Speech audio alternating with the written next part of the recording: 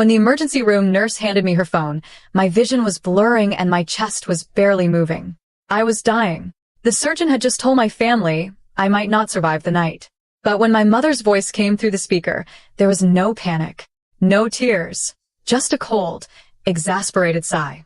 "We're busy, Rachel. Your sister needs us more right now. She's having an emotional breakdown over her engagement party." Then she hung up. They never showed up. Not that night, and not for the entire week I fought for my life alone in ICU. But 7 days later, when my mother and sister finally strutted into my hospital room expecting to demand financial help, my bed was empty. All that remained was a single folded note on the white sheet.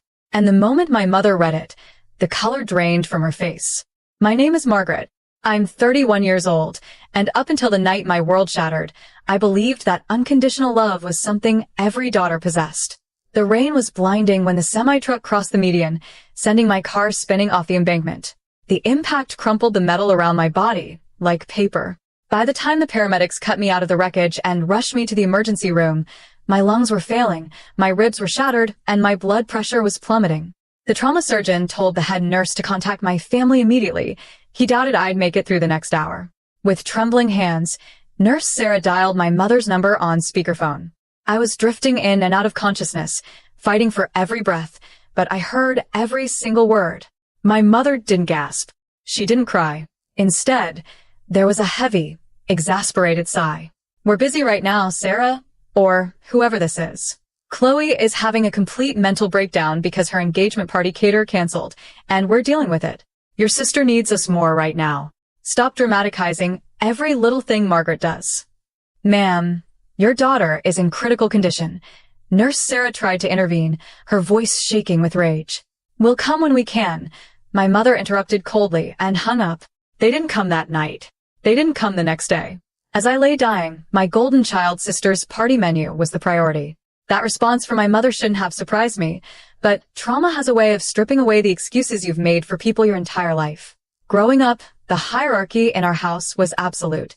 My younger sister, Chloe, was the golden child, fragile, beautiful, and endlessly demanding. I was the dependable one, which really just meant I was invisible unless something needed fixing or paying for. When I was 22, working 2 jobs while finishing my finance degree, Chloe needed a luxury car for her college graduation. My mother guilted me into co-signing the loan and paying the down payment, claiming, "Family lifts each other up, Margaret." When Chloe inevitably defaulted on the payments, I was the one who cleared the debt to protect my own credit score. By the time I hit 30, I had built a successful wealth management firm through sheer grit and 80-hour workweeks. But to my mother, my success was never something to be proud of. It was simply a resource to be tapped for Chloe. Over the past 3 years alone, I had quietly paid off $45,000 of Chloe's credit card debt, funded her boutique's failed launch, and paid the initial $15,000 deposit for her upcoming dream wedding venue. Every time I tried to set a boundary, my mother would unleash a barrage of tears, accusing me of being heartless, jealous, and cold. I had convinced myself that if I just kept giving, if I made myself indispensable enough, they would eventually love me the way they loved each other. Lying in that hospital bed, surrounded by the rhythmic beeping of monitors that were keeping me alive, the scales finally fell from my eyes. My devotion hadn't bought their love. It had only bought my place as their personal ATM. The next 48 hours were a blurry nightmare of bright surgical lights, agonizing breaths, and the sterile smell of antiseptic. I underwent an emergency 4-hour surgery to repair my internal bleeding and stabilize my crushed ribs. Every time I woke up in the ICU, my eyes desperately searched the doorway, hoping against hope to see my mother's face or even a text message on my phone. Nothing. The room was completely silent, except for the rhythmic, mechanical hum of the life support machines. It was Nurse Sarah who stayed by my side. She held my hand during the worst pain spikes, brushed the hair from my bruised forehead, and adjusted my 4 lines with gentle care. A total stranger was giving me the compassion my own bloodline refused to spare. By day 4, the fog in my mind cleared, replaced by a cold, sharp stillness. The surgeon walked in and told me it was a miracle I had survived the night, let alone the week. He said most people in my condition wouldn't have made it through the first 24 hours.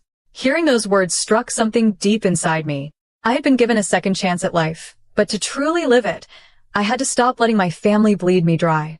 As I stared up at the dim hospital ceiling in the middle of the night, A quiet resolve settled over my heart. I was done begging for crumbs of affection. It was time to execute my own plan. By day 6, my body was healing at a rate that astounded the surgical team. I was moved out of the ICU and into a private recovery room. But physically recovering was only half the battle. I needed to protect my future before my mother and sister realized I hadn't died. With Nurse Sarah's help, I contacted my lawyer from my hospital bed. Over the next 24 hours, we quietly executed a complete financial severance. First, I revoked my mother's healthcare proxy and power of attorney, transferring all legal authority to a trusted fiduciary. Next, I froze the joint emergency account I had shared with my mother, reclaiming the $80,000 balance I had personally deposited over the years. Then came the biggest blow. I called the luxury wedding venue Chloe had booked for her upcoming nuptials. Since the $15,000 deposit had been made on my credit card and the remaining $40,000 balance was scheduled to auto-draft from my business account that Friday, I canceled the reservation entirely and requested a full refund of my deposit based on breach of contract clauses. Finally, I arranged for a private transport van to transfer me to a quiet, high-end rehabilitation facility 3 hours away, completely off the grid. On the morning of day 7, as the transport team prepared my wheelchair, I sat down on the edge of the crisp white hospital bed. With a steady hand, I took a piece of hospital stationery, wrote a brief message, folded it in half, and laid it directly in the center of the empty mattress. I was walking away from my old life, and I was never looking back. On the afternoon of day 7, the heavy double doors of the recovery wing swung open as my mother and Chloe strutted down the hallway. They hadn't come out of a sudden surge of maternal guilt or sisterly love. They had come because 3 hours earlier, Chloe had received a frantic call from her wedding coordinator informing her that the venue payment had been declined, the reservation canceled, and the $15,000 deposit pulled back. Simultaneously, my mother had tried to pay for a luxury spa package using the joint account, only to have her card rejected at the register. Furious and convinced that I had made some terrible administrative mistake from my hospital bed, they marched toward room 314, ready to unleash hell. Chloe burst through the door first, her designer handbag slung over her arm, her face twisted in a scowl. "Margaret, what on earth is wrong with you?" my venue manager said. She stopped dead in her tracks. The room was completely quiet. The 4 poles were bare. The heart monitors were turned off, and the bed curtains were pulled wide open. There was no pale, broken sister lying under the blankets, hooked up to tubes, waiting for their forgiveness. My mother pushed past Chloe, her eyes scanning the sterile space in confusion and rising anger. "Where is she? Did they move her to another room without telling us?" Nurse Sarah walked by the doorway, clipboard in hand, stopping just long enough to look at them with cold, unmistakable disgust. "She was discharged," Sarah said flatly. "She left an hour ago." My mother's face flushed red. "Discharged? Without consulting me? I am her mother." "You were," Sarah replied, pointing toward the empty bed. "She left you something." There, resting on the smooth, unwrinkled white sheet, was the single folded note. Chloe snatched the note off the mattress, her long, manicured nails digging into the paper as she unfolded it. My mother leaned over her shoulder, her chest heaving with indignation, fully expecting to read an apology or a pitiful plea for attention. Instead, my handwritten words cut through the room like a blade. "Dear Mom and Chloe, when I was dying, you told a nurse that Chloe's engagement party caterer was more important than my life. I heard every word. You proved that to you. I am not a daughter or a sister. I am just an endless line of credit. That credit limit has officially reached 0. I have revoked Mom's power of attorney. I have frozen the joint account and reclaimed my money. I have canceled Chloe's wedding venue payment and taken back my deposit. Every credit card I paid for has been shut down, and my law firm is moving all of my assets into an untraceable trust. You left me to die alone in the dark. Now, you get to live with the consequences of your greed in the light. Do not try to find me. You no longer have a daughter.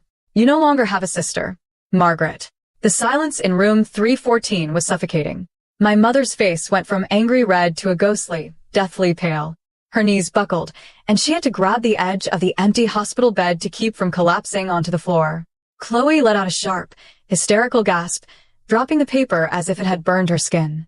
"My venue," Chloe whispered, her voice cracking as the reality set in. "My wedding, it's all gone. Mom, what did you do?"